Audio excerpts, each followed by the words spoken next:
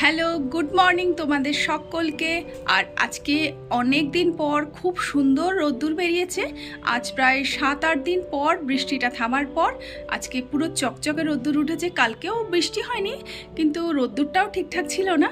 তো বৃষ্টি হওয়াতে আমার যে কি অবস্থা হয়েছে তোমাদের আমি দেখাচ্ছি। আর বাইরেটা দেখো কি সুন্দর লাগছে। চলুন বাইরেটা দেখাই। বাইরেটা আজ এতদিন ধরে বৃষ্টি হওয়াতে চারিদিকে শুধু সবুজ আর সবুজ, আর আমার ওপর থেকে যেটা অসাধারণ লাগছিল, তাই ভাবলাম আপনাদের সঙ্গে একটু শেয়ার করি। আর এই যে পাশে দেখছেন লাল লাল ফুল হয়ে রয়েছে, এটা হচ্ছে একটা বিশাল বড় কৃষ্ণচূড়া গাছ। আর বৃষ্টির জন্য পুরো গাছটা একদম সবুজ সতেজ হয়ে গেছে।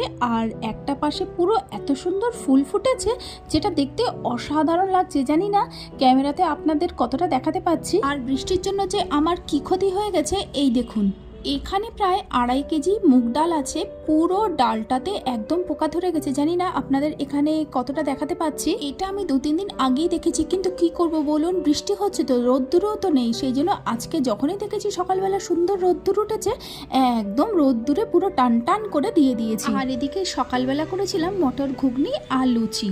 সবাই বেরিয়ে যাওয়ার পর সেই জন্য নিজের জন্য দুটো করে নিয়ে বসবো। কিন্তু দেখুন এইদিকে আমার আরও একটা ফ্রেন্ড কিন্তু এখনো আমার সঙ্গে আছে। তাহলে আমার রোজকার রুটিন, সবাই বেরিয়ে যাওয়ার পরে আগে ওকে ব্রেকফাস্ট দেবো, তারপরে আমি নিজে নিয়ে খেতে বসবো। আর ও কিন্তু একা না, আরও একজন আছে, তিনিও চলে আসবেন এখন। যাই হোক, চলুন তাহলে এখন আমরা 3 জনে মিলে ব্রেকফাস্টটা সেরে নিই। সবাই খুব ভালো থাকবেন।